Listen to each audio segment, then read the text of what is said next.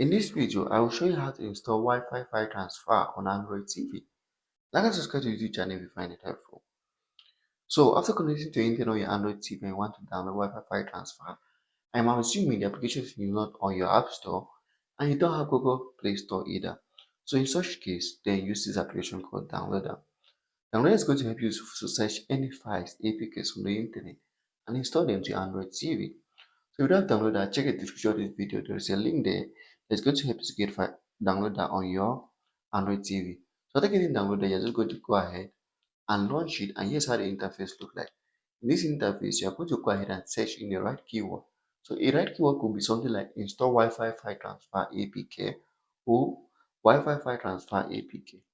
So after searching the right keyword, just click on go and it's going to show you the various options that are available on the internet.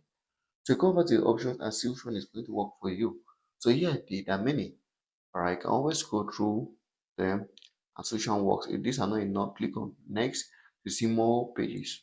So we're just going to go ahead and click on this option here. Once you click on this option here, it's going to bring us to a web page of Google Play. And you can see here's the install button. Just have to click on install and the application will install straight away to your Android TV. Subscribe to the YouTube channel if you find the video helpful.